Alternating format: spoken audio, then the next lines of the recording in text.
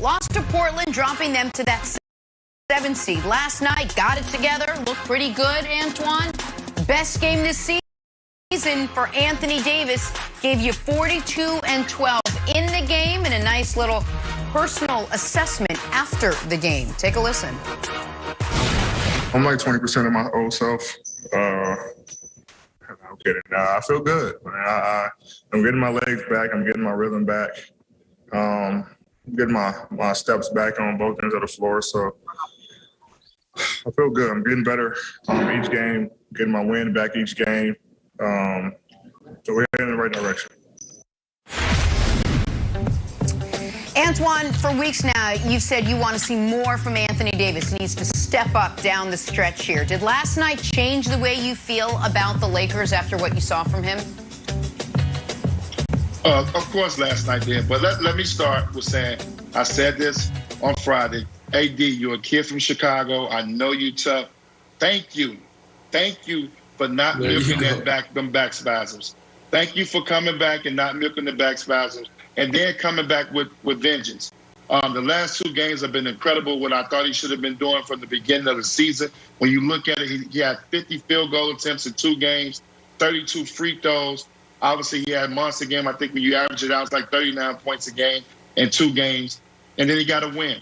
But now this is the AD that we thought we was going to see coming out the bubble, being aggressive, not taking any shorts, taking advantage of smaller teams. He was very dominant against Portland. They had Melo and these smaller guys on him. He took advantage of them.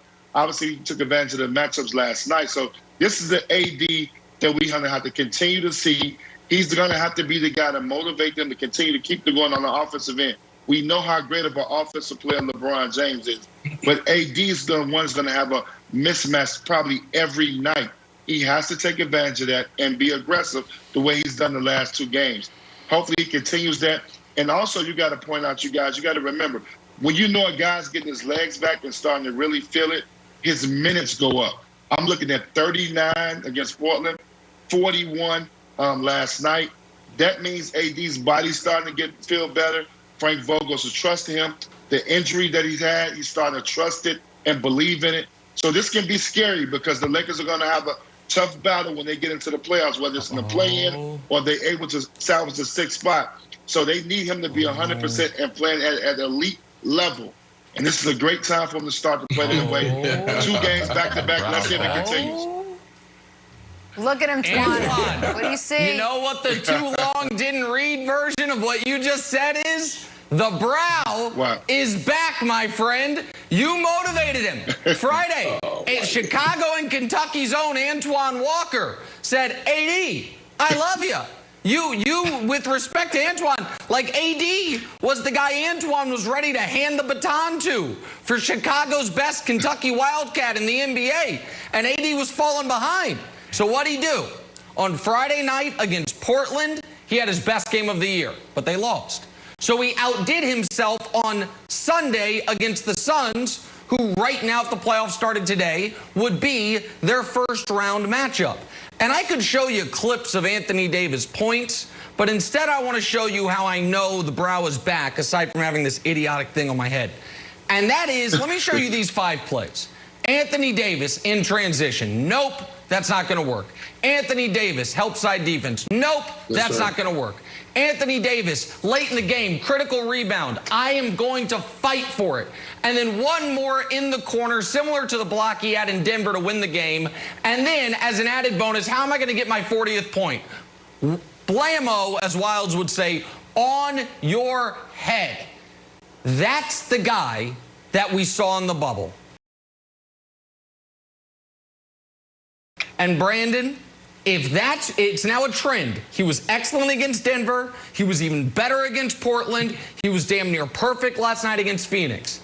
The Lakers did that to the 2-seed Suns with no LeBron and no Schroeder. Right. That is the mismatch Anthony Davis provides for everyone in the West, and he's finally playing the way you've demanded he play all year. That's right. And he's back. And then it's not, like, we can have these conversations, 1 game, right? 2 games. and we talk about being consistent. But there's some things that players show you, and you're like, you know what? No, he is back. Nick, he is back. Because everything Antoine said on Friday, everything that you just showed on the defensive side, he was aggressive. Like, I don't know if it was the big shot in the bubble that got AD a little twisted, where he tried to evolve and elevate to a new version of himself a little too fast. Like, who did he think he was? KD? Because they're both damn near 7-footers. He was out there on the perimeter trying to be cute, dribbling between his legs, playing like LeBron. No, bro. You are a guy that should be able to dominate in the paint. And when he did that and he made that commitment, what did we see?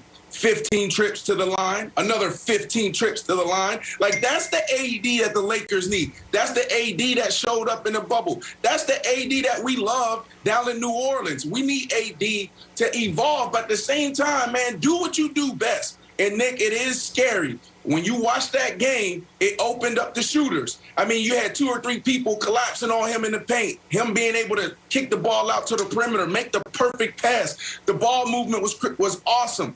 The spacing was great. Defensively, we saw that. It just makes everyone better. What do you think is going to happen, Wiles, when LeBron James comes back? It's just going to make everything more wide open for everybody else.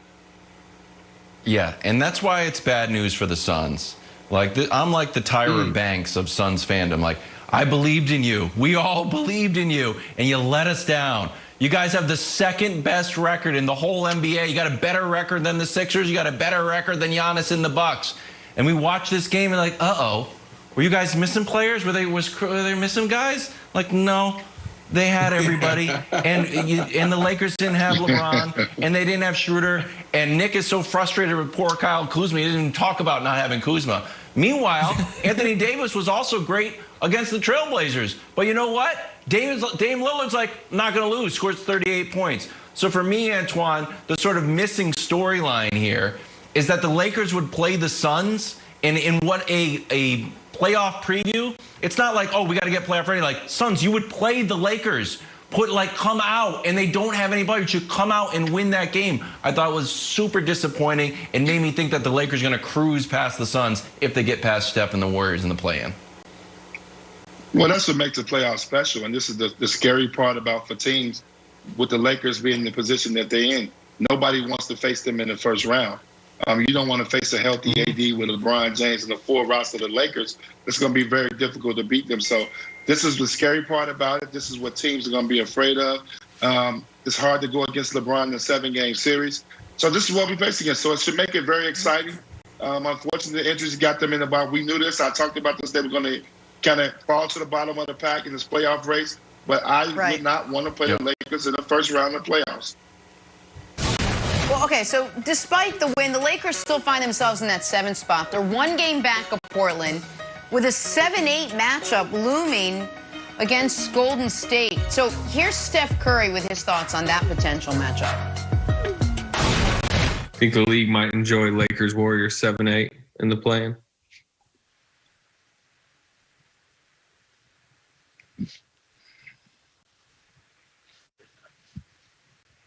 That's a meme.